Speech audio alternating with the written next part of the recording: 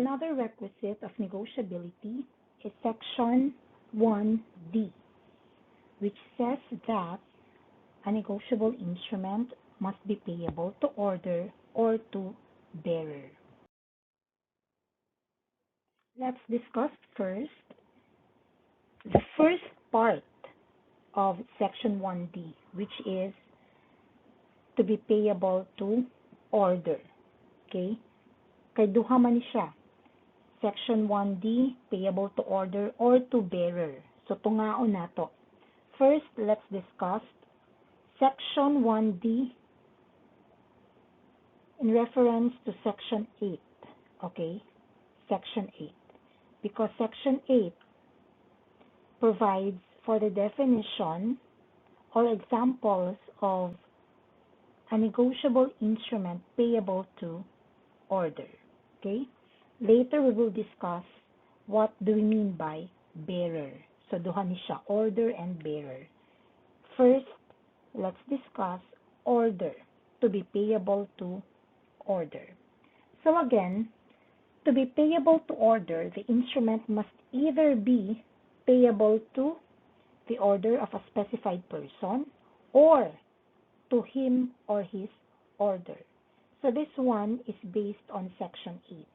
So, I want you to cross-refer Section 1D to Section 8 of the Negotiable Instruments Law. That is how we are going to study Negotiable Instruments Law. Okay? Let's do cross-referencing. So, in this case, let's cross-refer Section 1 to Section 8. And Section 8 states that the instrument to be payable to order must either be payable to the order of a specified person or to him or his order. An instrument is payable to order where it is drawn payable to the order of a specified person, meaning the name of that person is being specified. So, specific siya. The name is indicated. And make sure, class, that you follow this format. It must be payable to order of a specified person. So, meaning, make sure that you indicate there the words order of, and then it must be followed by the name of that specific person. Okay, let's have examples. Pay to Jose. That's number 1. Number 1, pay to Jose does not comply with this requirement. Why? Because number 1 is payable to a specified person. And this specified person is Jose. Remember, class, that the law says that to be payable to order, the instrument must be payable to the order of a specified person. As I've said, as I've mentioned earlier, make sure that you have to indicate, or in the instrument, no? It is indicated, it is found in the instrument, written in the instrument, the words order of. And such words are followed by the name of the specified person. So let's go to number 2. Pay to the order of Jose. In this example, class, this is in accordance with the law and is payable to order, because you can find there the words or the phrase order of, meaning the words to the order of, okay, must precede that specified person, the name of that specified person, in order to make the instrument drawn payable to the order of a specified person. So, mao nang pasabot ana. If you're just going to say pay to Jose, it's not negotiable. Why? You can no longer negotiate that. Dapat na ang words na order of, okay? Pay to the order of Jose. Again, just follow the format provided by law. Because in Section 8, no? Section 8 in relation to Section 1D, it says that the instrument must be payable to the order of a specified person, meaning the words order of must precede the name of the specified person. Without which, kung wala ka ana ka ng order of nga words, then your instrument is not negotiable. Why? It can no longer be negotiated. It can no longer be transferred kasi muundang lang siya, mag-stop na siya kay Jose. Pero if you have the words order of, meaning it can be negotiated pa to another person. That is why the instrument is deemed negotiable. Section 8 in relation to Section 1D also provides that in order for an instrument to be payable to order, it must be payable to him or his order. Okay? So an instrument, again, is also payable to order where it is drawn payable to him or his order. So question, who is referred to by the words to him? Kanang to him, kanang naka-underline. So, the words to him, okay, refers to the specified person. He is the specified person. So, if we paraphrase the law, it would read, an instrument is also payable to order where it is drawn payable to the specified person or his order. So this is class the literal translation of this provision of Section 8, okay, in relation to Section 1D. So let's have examples. Let's apply this. Again, very technical ang negotiable instruments law. All you have to do is to follow the format.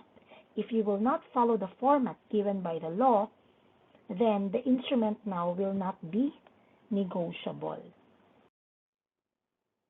Example number 1, pay to Jose or his order. So take note of the words or his order, no? The words or his order after the name Jose, the specified person. Okay? So meaning class, if that will be the format na imong i-follow, then that is in accordance with the law, in accordance with Section 8. Kaya in Section 8, payable to him or his order. So ang him, remember, that pertains to the specified person, and the words or his order, kanang naka-underline, or his order, those words must follow the name of the specified person. Okay? So pay to Jose or his order, then the instrument is negotiable. Kasi nag-follow siya sa format provided by Section 8 in relation to Section 1D. We could also validly say, class, na pay to Jose or order, meaning the word his, no, may be omitted. Kaya pasabot, the same lang. Same lang ang number 2 sa number 1. You can omit the word his. Still, the instrument is negotiable. How about number 3? If you say pay to Jose, again, this would not be negotiable. Why? Because it is neither payable to the order of Jose or to Jose or his order or to Jose or order. As I've said, you follow the format. What is the format? You're going to provide the name of the specified person, so pay to Jose. And then after the name of the specified person, meaning after Jose, you are going to write the words or his order. Okay? You may also omit the word his. Pwede na lang imong isulat or order.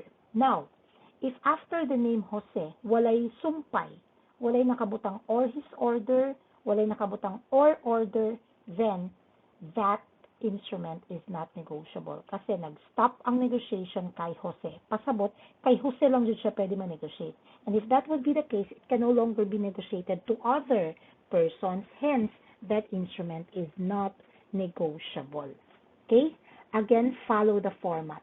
The format, provide the name of the specified person, and after the name, you write or his order, the phrase or his order, or you may just omit his, or kung babae siya, her, you may just omit her, no, the word her, and just write or order. Without those words, following the name of the specified person, then that instrument is not negotiable. Same sa number 3 example, pay to Jose, not negotiable na siya. Okay, other examples. Remember class, ha? When the instrument says pay to Jose only or pay to Jose, again, that is not negotiable because only Jose could be paid. When it says pay to the order of Jose or pay to Jose or his order, other persons could be paid upon the order or the authority of Jose. Hence, the instrument is negotiable. However, class, the name of a person need not appear alone. Why? We can say pay to the order of the administrator of Jose. So, pwede dili siya pay to the order of Jose. Pwede pod pay to the order of the administrator of Jose. Who is the administrator? It is not necessary that you provide the name of that administrator. Okay? Sufficient na moingon kag administrator of Jose, the description of that person. So in that case, in number 4, here, the payee is the administrator of Jose, dili si Jose. Pag moingon kag pay to the order of Jose, then Jose is the payee, kasi Jose is the specified person. But here, pay to the order of the administrator of Jose. When you say administrator of the properties, no, of Jose, then the one who manages the property. Then, in that case, ang administrator of Jose ang payee. Okay? Okay lang ba walay name ng administrator? Okay lang. As long as nabutang dira nga administrator of Jose. Very specific. Ang king sa administrator kay Jose. Why? Because class, nganong negotiable man siya? Nganong payable to order man gihapon siya? Because under the law, the holder of an office for the time being is the administrator of Jose. Meaning, for the time being, this person is the administrator of Jose. And so, pay to the order of the administrator of Jose. So, siya man ang administrator sa karon, dito ko sa iya hamubayad. And that is valid. Okay lang. No need to specify the name or to indicate the name of that administrator. Administrator of Jose, sufficient na. The specified person also, class, may be the drawee. So we can say, pay to the order of yourself or pay to yourself or your order. That is valid also. Meaning the specified person here is the drawee. Or the specified person also may be the maker. So in number 6, when we say, I promise to pay the order to the order of myself. I promise to pay to the order of myself. Then, in the promissory note, the maker may also say, I promise to pay to myself or my order. So, in this case, in number 6, the specified person here is the maker. In number 5, the specified person or the payee is the drawee. And in number 4, the specified person or the payee is the administrator of Jose. So, examples 4, 5, and 6, these are payable to order, hence they are negotiable instruments. Now let's go to payable to bearer. So Section 9 provides, again, you cross-refer Section 1D to Section 9, and it provides that the instrument to be payable to bearer is either expressed to be so payable, payable to a person named therein, or bearer, payable to the order of a fictitious or non-existing person, and such fact was known to the person making it so payable.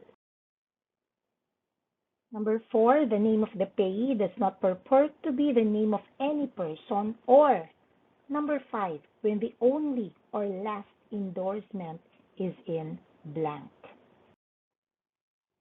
When you say bearer instrument, class, bearer means holder. Kung kinsang nagunit, whoever is in the possession of the instrument, siya ang payee, siya ang bayaran. Mao nang pasabot sa bearer instrument. Okay? The holder of a bearer instrument is the payee. So bisag kinsa ang nagunit ana, kung kinsa ang nagunit ana, then i-present na niya for payment, siya ang bayaran. That's the meaning of a bearer, no? Pasabot sa bearer. Kung kinsa ang bearer, kung kinsa ang holder, siya ang payee. Okay, number 1. Let's discuss the first requisite under Section 9 in relation to Section D, that the instrument is payable to bearer when it is expressed to be so payable, meaning when there is an express stipulation that such instrument is payable to bearer. So in other words, klaro, nakabutang, nakasulat mismo sa instrument that this is payable to bearer. So let's have examples.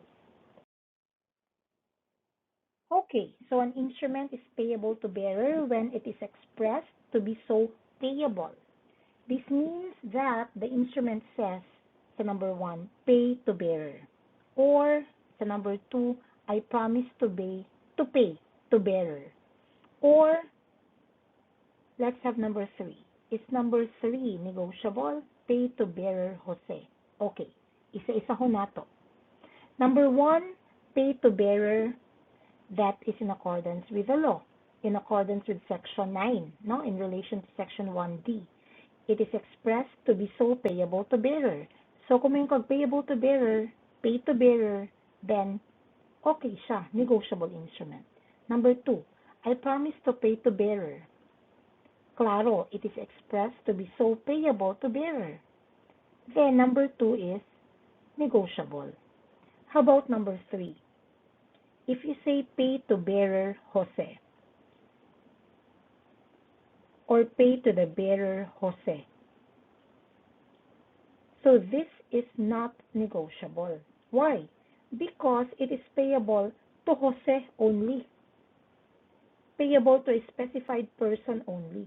And the word bearer there, class, even though naa si bearer here is a description of Jose. Okay? It is as if you said, pay to the good-looking Jose or pay to the humble Jose. So, kanang bearer sa number 3, it's just a description of Jose. That's an adjective describing Jose. So, in other words, ang bottom line ana sa number 3, Jose is the specified person, meaning ang payment must stop lang sa iyaha, and so it can no longer be negotiated. That's why, in number 3, pay to bearer Jose, same lang na siya sa katong sa order nga instrument na tong example nga pay to Jose, no? So again, if the instrument is payable to a specified person only, hence it can no longer be negotiated, then it is not a negotiable instrument. Next, an instrument is payable to bearer when it is payable to a person named therein or bearer. For example, okay, number 1, I promise to pay Jose or bearer. So number 1 is an instrument payable to bearer. It is in accordance with the law with Section 9. Kasi ang format ng Section 9 is this. It is payable to a person named therein or bearer. Kinsa ba ang person named therein? Meaning the person, the specified person. And the specified person here, the person named therein na gina-mention nila is Jose. And remember, ang ingon sa Section 9 that it must be named to a person named therein or bearer. Pasabot, kanang words nga or bearer must follow the name of the specified person named therein. Kung wala ng words nga or bearer, kanang naka-underline, taman lang ka kay Jose, then, same sa number 2, the instrument is no longer negotiable. Kasi again, as I've mentioned, I repeat, no? I keep on telling you this, na kapag specified person ang payee, walay words na or order or bearer, whatever, specified person lang, that instrument is not negotiable. So between number 1 and number 2 examples, ang number 2 nag-stop kay Jose. Okay? So, dili na siya negotiable because dili na siya pwede ma-negotiate to other persons. But when we say, I promise to pay Jose or bearer, gi-follow niyang format. Unsa ang format sa Section 9? Ikaduha, meaning, payable to a person named therein, Jose, kaya nakabutang ang Jose, or bearer. May sumpay, di ba? Payable to a person named therein or bearer. So all you have to do is to follow the format, meaning you you write the name of the person specified therein, followed by the words or bearer. If you will not follow the format, then the instrument is not payable to bearer, hence the instrument is not negotiable. Okay, another one. To be payable to bearer, the instrument is payable to the order of a fictitious or non-existing person, and such fact was known to the person making it so payable, and we call this one the fictitious payee rule. Okay? So it is essential, class, that the drawer or the maker must know that the payee is fictitious or non-existing. Hence, he knows that the only way it could be negotiated is by delivery, just like an instrument payable to bearer. So an instrument of this nature, no, kanang payable to the order of a fictitious or non-existing person, and such fact was known to the person making it so payable, meaning the person knows that the payee is a fictitious or non-existing person. So, ang maker, like in a promissory note, mayroon si maker, pay to the order of the Prince of Mars. So, kinsa ba ng Prince of Mars? Nabi Prince of Mars in the first place. So, dapat si maker, kabalo siya, nga kanang si Prince of Mars is a fictitious or non-existing person. Dapat kabalo siya. Kasi, duha man ang requisites dira. Number one, the payee must be a fictitious or non-existing person. And number two, the maker, if it's a promissory note, or the drawer, if it is a bill of exchange, they know, no? Kabalo sila, nga katong payee, katong ilang bayaran, fictitious o non-existing person siya. Para, kana nga instrument is payable to bearer. Meaning, kapag payable to bearer, the instrument is negotiable. Okay, let's have examples. Pay to the order of the Prince of Jupiter. Okay? So, there must be the words to the order. Kasi pag may lang kag-pay to the Prince of Jupiter, wa na ka ni follow sa format. Unsa man ang format, dapat naa ang words to the order of. Okay? And after the words to the order of, dito nimo isulat ang name sa fictitious or non-existing person. Again, remind mo, always follow the format, no? In section 9, it provides that it is payable to bearer if it is payable to the order of a fictitious or non-existing person. And such fact was known to the person making it so payable, meaning known to the maker or known to the drawer. So pay to the order of the Prince of Jupiter. So the words to the order must be indicated there, must be written there before the fictitious or the non-existing person's name. So here, kompleto na ang order, okay, kompleto, order of the Prince of Jupiter. In this case, the Prince of Jupiter is a non-existing or a fictitious person. Kaya wala man jud prince ang Jupiter, wala man gani siguro tao sa planet Jupiter, no? Basta, class, importante lang nga ang maker dire or ang drawer dire, no? The one issuing the instrument knows that in this case the Prince of Jupiter is a fictitious or non-fictitious person. I mean, non-existing person. Kasi kung wa siya kabalo, abi jud niya tinuod si Prince of Jupiter, then dili ni siya payable to or bearer. Okay? Dili ni siya payable to bearer, hence dili na ni siya mag-fall under the negotiable instrument. Wa na ka ni follow sa format, wa na ka ni follow sa law. Okay? Remember the two requisites. Number one, payable to the order of the fictitious person. And number two, that the maker or the drawer, okay, knows that such person is a fictitious one or a non-existing person. Okay, how about number 2? Pay to the Prince of Jupiter. In that case, again, it is not negotiable. Why? Wala nag-follow sa format. Unsang format, dapat na ay words nga order of. Order of. After the words order of, then you provide the name of the non-existing or fictitious person. Okay? So that's the difference between examples 1 and 2. Now, an actual, existing, and living payee class may also be fictitious if the maker, no, or the one who issues the check did not intend for the payee to, in fact, receive the proceeds of the check.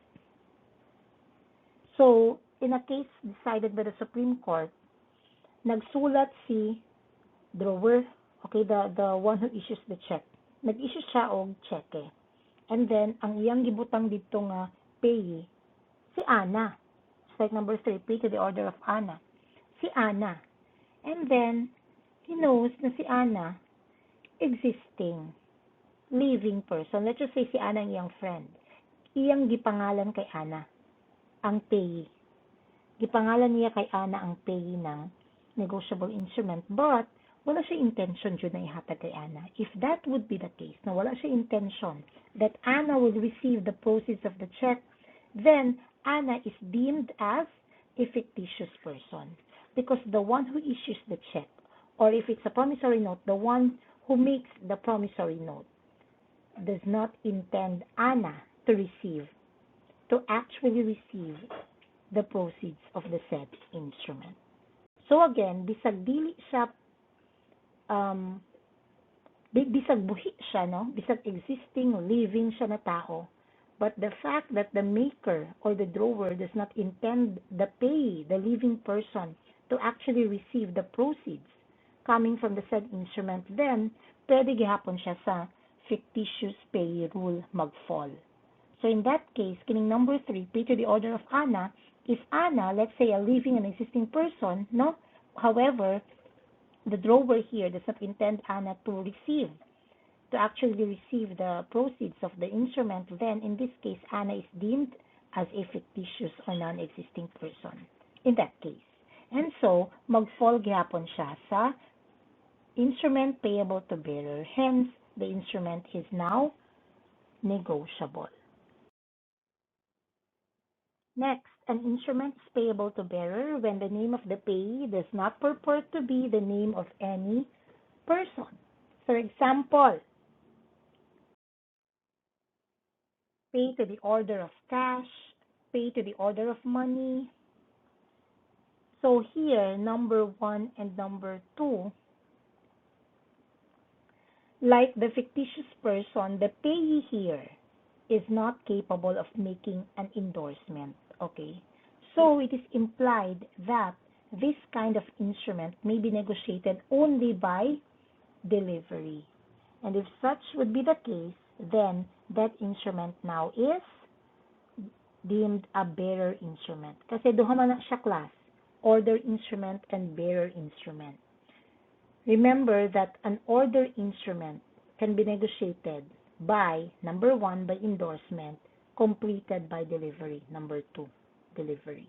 So endorsement plus delivery. However, if an instrument is payable to bearer, kaya atong gina-discuss karon, kaganihang atong discussion is payable to order, di ba? Section 8. So katong naa sa section 8 in relation to section 1D, kato tanan payable to order. And how will you negotiate a payable to order instrument? You negotiate it by first endorsing it, so there's endorsement. Then second, there must be delivery of the instrument. However, when we talk of bearer instrument class, section 9 in relation to section 1D, so katong na-discuss nato mao pud tanan payable to bearer, no? And if payable to bearer, no need for endorsement for it to be negotiated. What is required is only delivery. So kanang number 1 and number 2, the name of the payee there does not purport to be the name of any person.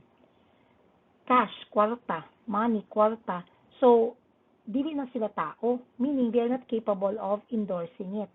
In that case, such instrument class may be negotiated only by delivery. Okay? Basta ka na ang format. Okay? Pay to the order of cash, pay to the order of money na ay order nga term, followed by the name of the payee, which does not purport to be the name of any person.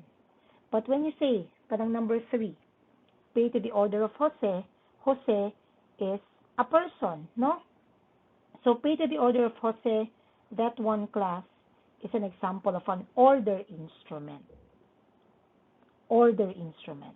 Numbers 1 and 2, those are examples of bearer instrument. Bearer instrument under section 9. But number 3, bisag pag na remember ha, bisag na order na word ang number 1. Bisag na order nga word ang number 2.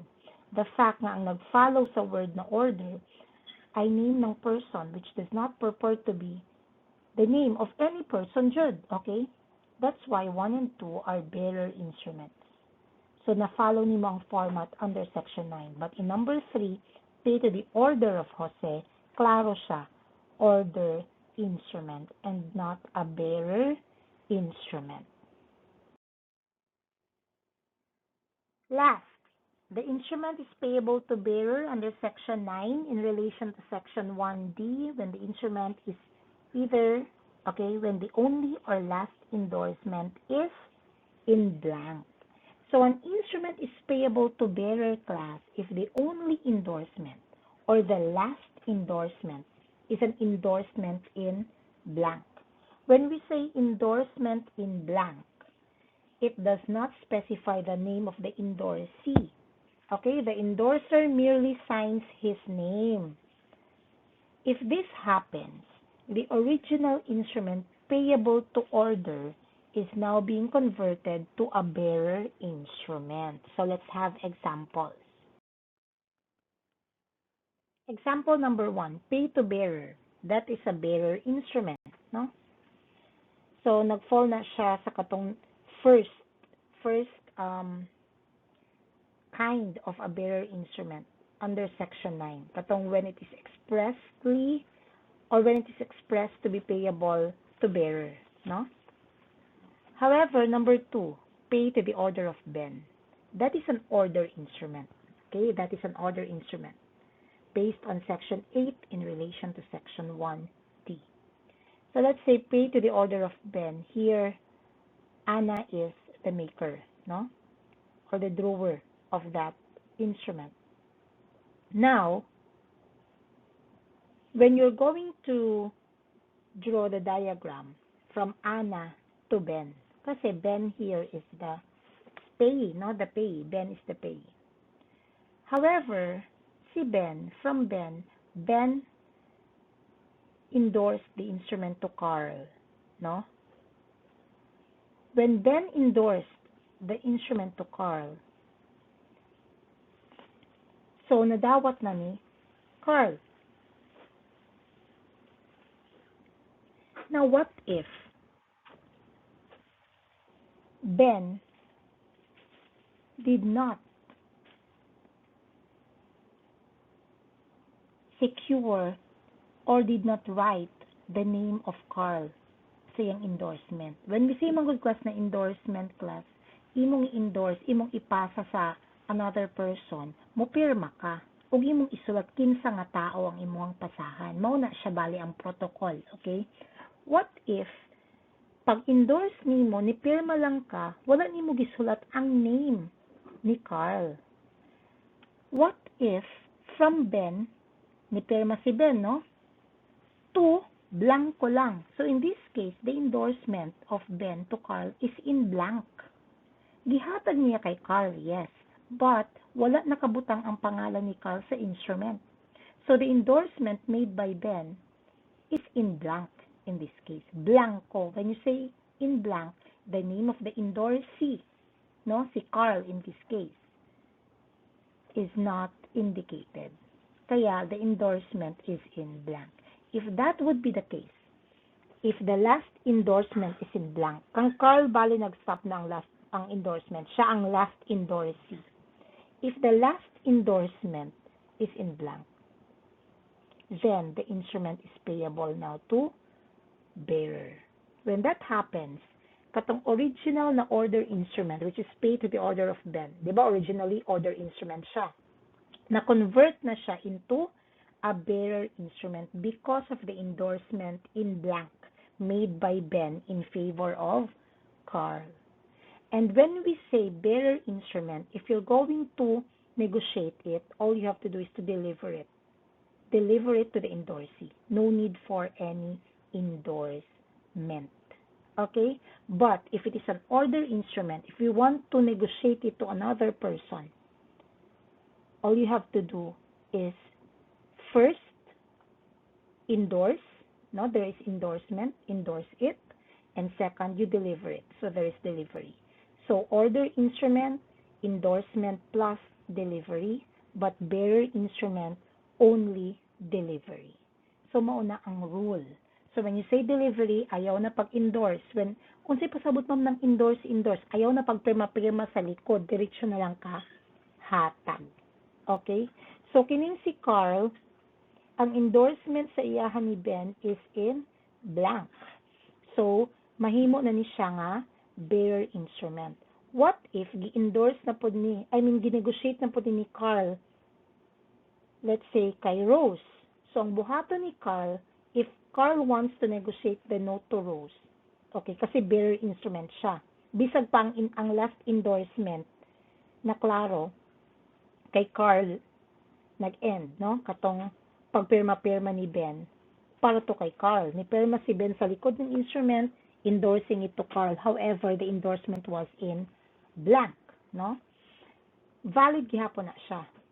Kaya ang nahitabo, since the endorsement was in blank, the instrument now is now being converted from originally an order instrument to a bearer instrument. So, negotiable gihapon. Now, kung si Carl lang nagunit sa instrument and Carl wants to negotiate it to Rose, what will Carl do? Is there a need for Carl to endorse? Meaning, mupirma na po siya sa likod. Pirma, musulat siya from Carl to Rose. Ibutang niya ang pangalan ni Rose. No.